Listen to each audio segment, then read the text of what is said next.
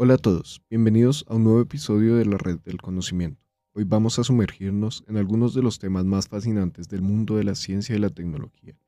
Pero tranquilos, nos vamos a ponernos muy técnicos. Aquí la idea es que pasemos un buen rato explorando cómo conceptos como la cibernética, la teoría de sistemas y el conocimiento están conectados en nuestro día a día. Si eres de los que siempre han querido entender mejor cómo funciona el mundo sin aburrirte, este es tu lugar. Yo soy Diego y vamos a pasar un buen rato juntos. Imagina que estás armando un rompecabezas gigante. Sabes que no puedes entender la imagen completa si solo te enfocas en una sola pieza. Eso es la teoría general de sistemas. Ludwig von Bertalanffy básicamente nos dijo que no podemos entender los sistemas mirando solo sus partes individuales. Piensa en cualquier cosa, un equipo de fútbol, una empresa, incluso tu cuerpo. Cada parte tiene su función, pero todo cobra sentido cuando ves cómo trabajan juntas. Así que, si alguna vez te sientes abrumado por los detalles, ya sabes, dale un vistazo al panorama completo. Por otra parte, Norweiner nos trajo la cibernética, que es básicamente cómo las cosas se controlan a sí mismas. Lo vemos en todo, desde cómo nuestros cuerpos regulan la temperatura hasta cómo los algoritmos de Netflix nos dicen qué ver después.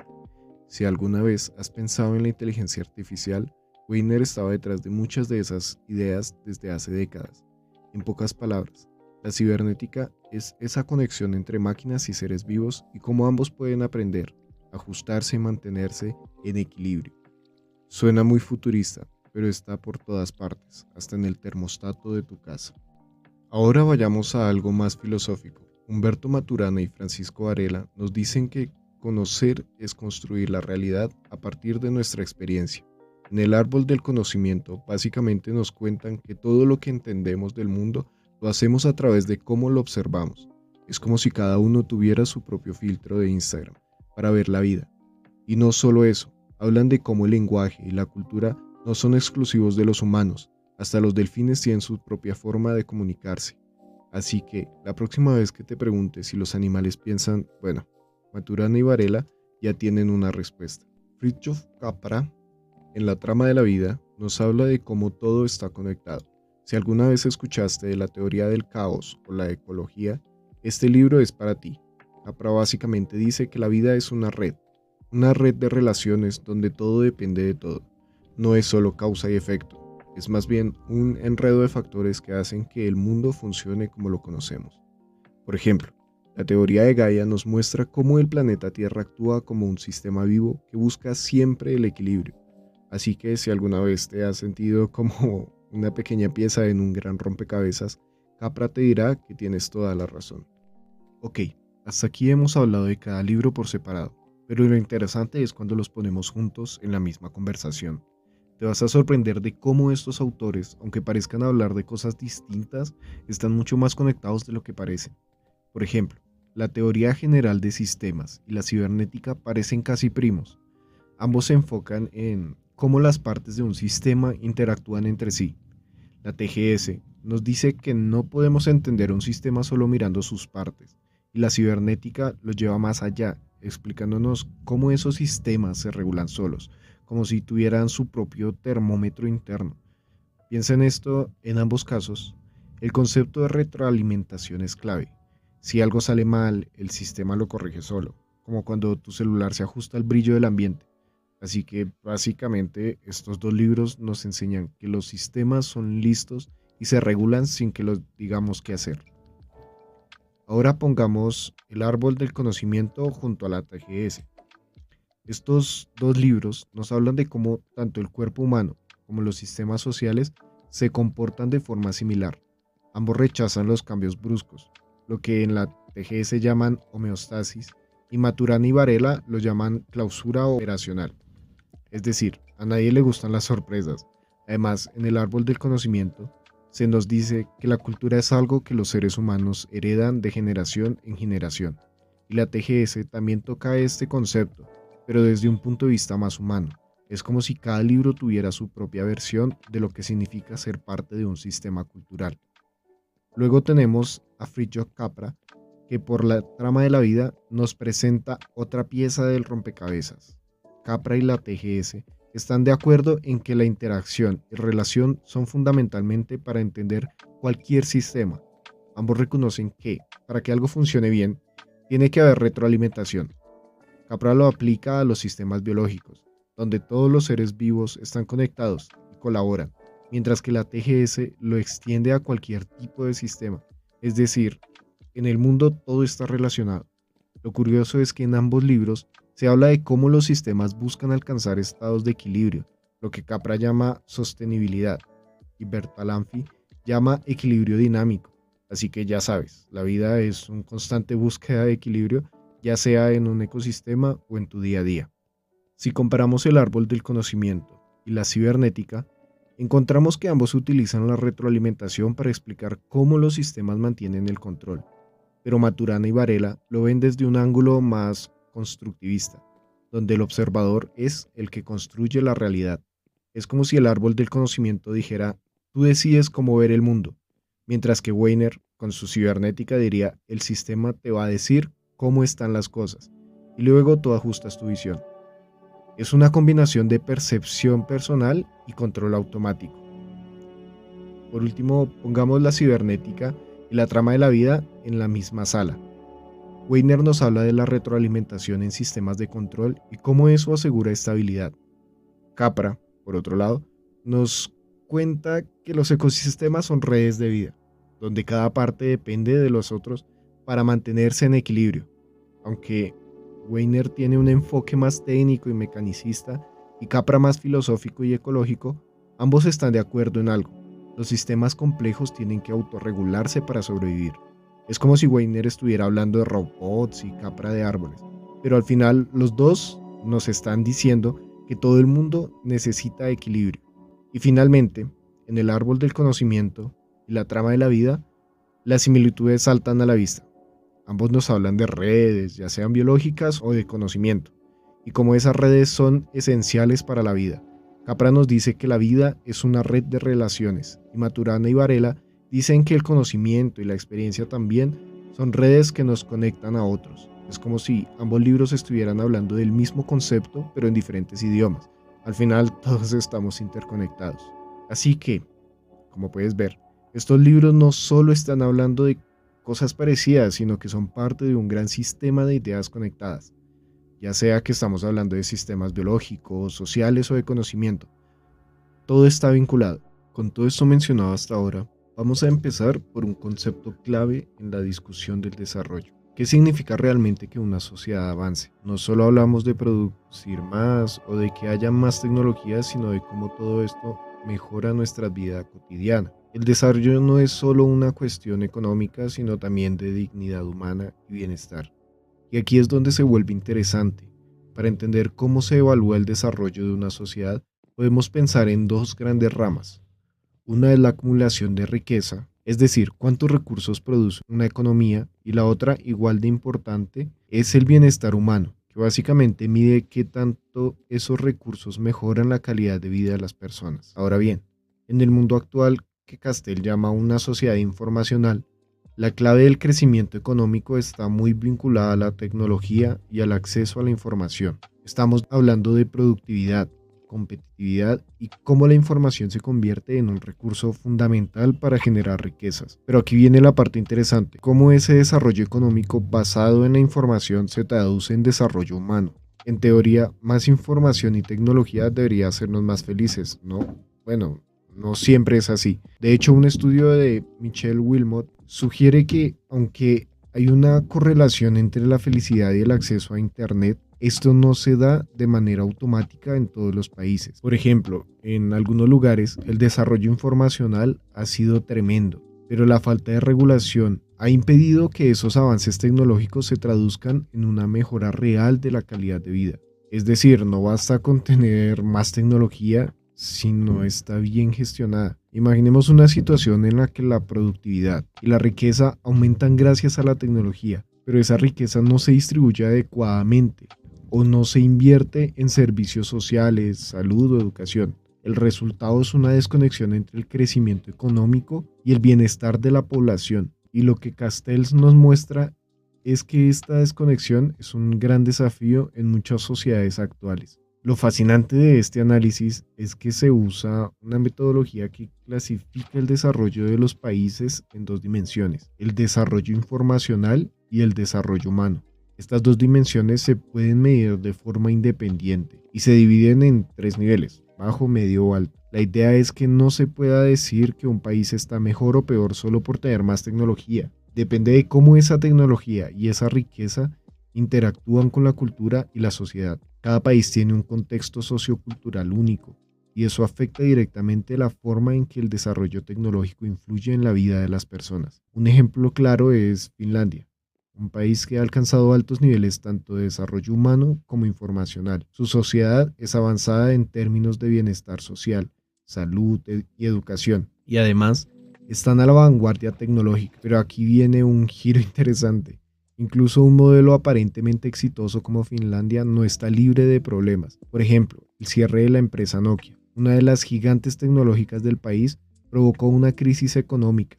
Este caso nos muestra que, aunque un país está bien posicionado en términos de desarrollo, siempre existen vulnerabilidades que pueden surgir cuando las cosas no salen como se esperan. Al final, el desarrollo es un proceso constante de adaptación y ajuste. Entonces, al mirar el desarrollo de las sociedades desde esta perspectiva, nos damos cuenta de que no existe un modelo perfecto. Cada país, con su contexto social y económico, necesita encontrar su propio equilibrio entre el proceso tecnológico y el bienestar humano.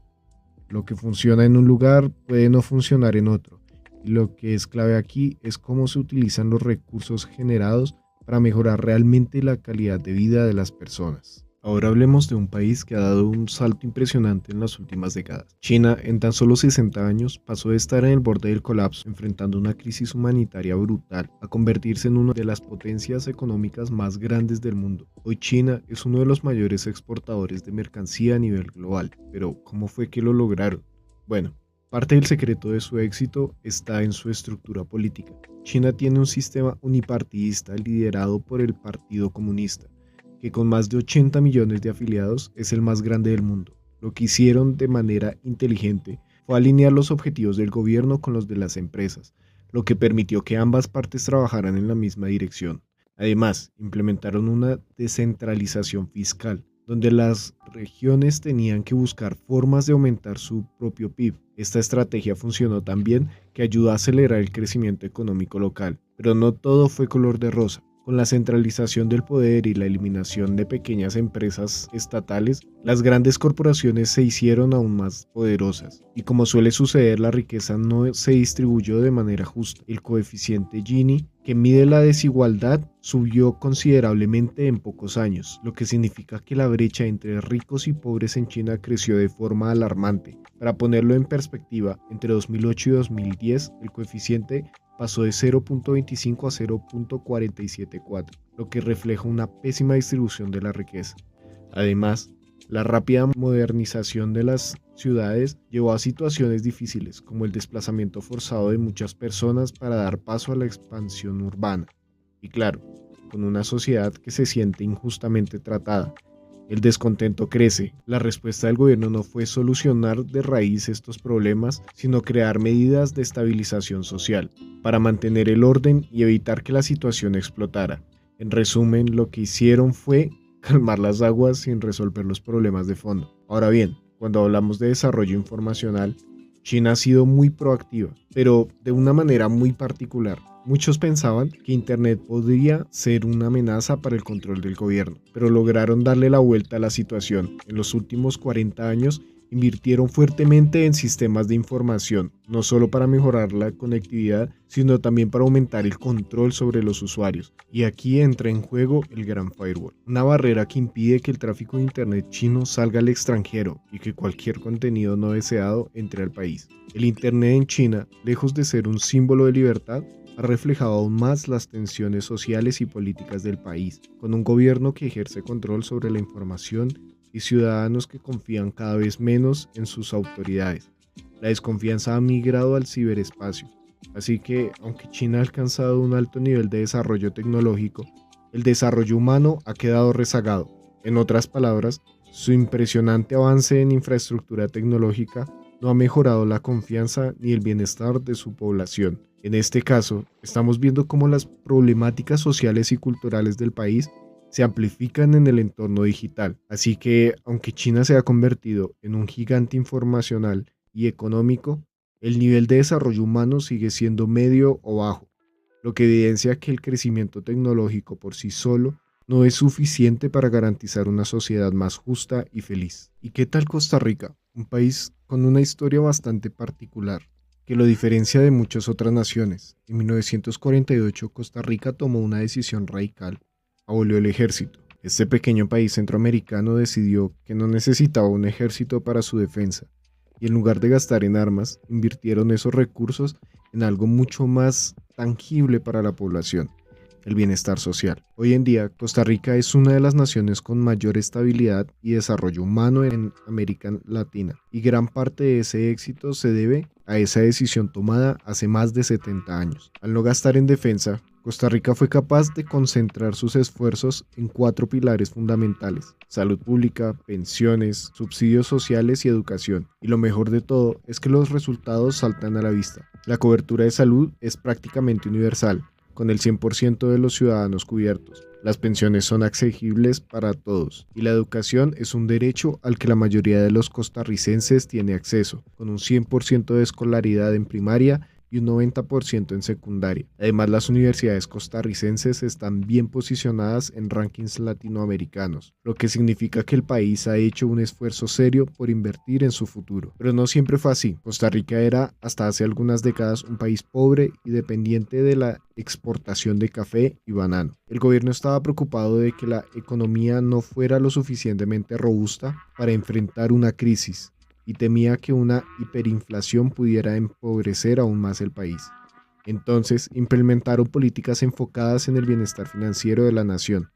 Aquí es donde entra el desarrollo informacional. Costa Rica decidió dar un salto hacia la tecnología y la modernización. Un ejemplo claro de esto fue la instalación de una fábrica de Intel que generó más de 5.000 empleos directos e indirectos y trajo consigo un ecosistema de empresas pequeñas que impulsaron la economía local. De hecho, Costa Rica no solo fabricó partes de computadores en la planta de Intel, sino que también desarrolló su propia computadora portátil, la famosa Ultrabook. Todo esto fue parte de una revolución tecnológica que llevó a una alta penetración de dispositivos móviles en el país, lo que ayudó a consolidar el desarrollo informacional. Costa Rica, un país pequeño, sin grandes recursos naturales, se estaba reinventando a sí mismo. Sin embargo, como todo país, Costa Rica no está exenta de problemas. Por un lado, la operación de grandes bandas criminales ha generado un incremento en la actividad delictiva, aprovechando el pacifismo del país para usarlo como centro de operaciones para el tráfico de drogas. Esto ha hecho que el gasto en defensa aumentara, algo que, aunque parece contradictorio para un país sin ejército, se ha vuelto necesario. Este problema ha afectado la confianza en el gobierno, especialmente en los años recientes. Por otro lado, aunque el país ha avanzado en tecnología, todavía enfrenta la falta de personal capacitado en áreas críticas como ciencia y tecnología,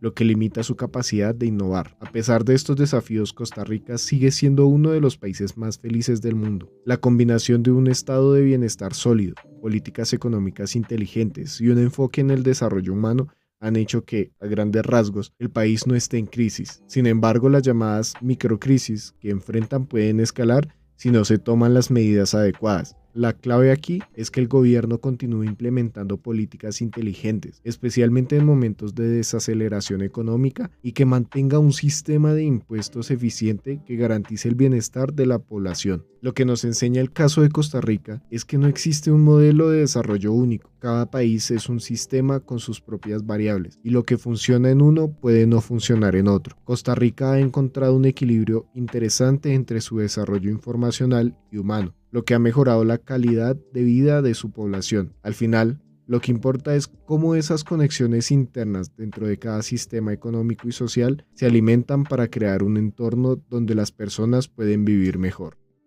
Si eres fan de las teorías de conspiración, seguro te sonará esta: la idea de que un colapso mundial de sistemas nos obliga a regresar a una época más rústica, antes de depender tanto de la tecnología. Esto es algo que ya escuchamos a finales del siglo pasado, con el famoso Y2K. ¿Te acuerdas? Decían que cuando llegara el año 2000 todas las computadoras iban a fallar porque no podían manejar el cambio de milenio. Al final no pasó nada, pero esa sensación de que algo puede salir mal a nivel global sigue presente. Y con el Internet y la tecnología más presentes que nunca, ese miedo no ha desaparecido. De hecho, en julio de 2024 vivimos algo que reavivó ese temor, la caída de CrowdStrike. Para que te hagas una idea, entre el 18 y el 19 de julio, 8.5 millones de dispositivos que usaban Windows fallaron. Y aunque eso representa solo el 1% de todos los dispositivos con Windows, el problema fue que muchos de esos dispositivos realizaban funciones críticas. Hablamos de aeropuertos, buses, hospitales, lugares donde una falla en el sistema puede ser catastrófica. Ahora, ¿qué causó esta caída? Bueno, según el análisis técnico, todo fue por un error de programación, que de alguna forma pasó desapercibido por los desarrolladores de CrowdStrike. Y los auditores que revisaban el software básicamente fue un bug que nadie notó a tiempo. Para entender lo que pasó, necesitamos hablar de cómo funciona la seguridad en Windows. Hay dos tipos de procesos, los de nivel usuario, que son los que normalmente usamos y son bastante resistentes a fallos, y los de nivel kernel, que son los más delicados. El kernel es como el núcleo del sistema operativo, y si algo falla ahí, el sistema completo se desmorona, y ese es justamente el nivel donde funcionaba Falcon, el sistema de seguridad de CrowdStrike. Falcon utilizaba inteligencia artificial y machine learning para identificar amenazas, y lo hace desde el mismo momento en el que el sistema se inicia. Por eso, cuando este sensor falló, el sistema simplemente no arrancaba. El fallo ocurrió porque Falcon usa plantillas para identificar amenazas, y esas plantillas normalmente manejan 20 parámetros, pero cuando llegó un nuevo tipo de archivo que requiere 21 parámetros, el sistema no supo qué hacer y dio un error de tipo fuera de los límites. El resultado, más de 8 millones de computadoras que no pudieron iniciar, y esto no solo afectó a usuarios individuales, sino a industrias enteras. Aeropuertos tuvieron que cancelar vuelos, los sistemas de buses en ciudades como Nueva York y Chicago dejaron de funcionar, y hasta citas médicas fueron canceladas. Incluso en la Fórmula 1, el equipo Mercedes se vio afectado porque sus sistemas, patrocinados por CrowdStrike, no estaban operativos durante una sesión de práctica. En total, las pérdidas económicas fueron enormes, alrededor de 5.400 millones de dólares. Lo curioso de todo esto es que los dispositivos que usaban Linux o Mac OS no fueron afectados. ¿Por qué? Porque Falcon para Windows utiliza una versión distinta a la de esos otros sistemas operativos, así que mientras el caos reinaba en el mundo de Windows, los usuarios de Linux y Mac seguían con sus vidas como si nada hubiera pasado. Analizando esta situación desde una perspectiva más amplia, podemos ver cómo conceptos de los libros que hemos discutido encajan perfectamente. Por ejemplo, en la trama de la vida. El efecto mariposa nos dice que un pequeño cambio puede desencadenar enormes consecuencias. Eso es exactamente lo que vimos aquí. Un error de programación, aparentemente pequeño, provoca una crisis global, pero también podemos encontrar algo de la TGS y del árbol del conocimiento. Ambos nos enseñan que los sistemas bien diseñados son capaces de resistir estos cambios bruscos, y eso fue lo que vimos en algunos sectores, cuando los sistemas automatizados fallaron. Volvieron a métodos manuales. En los aeropuertos, por ejemplo, pasaron de software al papel para mantener las operaciones en marcha. La caída de CrowdStrike fue un recordatorio de lo vulnerable que somos a los fallos tecnológicos. Lo importante ahora es aprender de este tipo de incidentes para que cuando sucedan de nuevo, porque es muy probable que algo así vuelva a pasar, las consecuencias sean menores y los sistemas no queden completamente inhabilitados.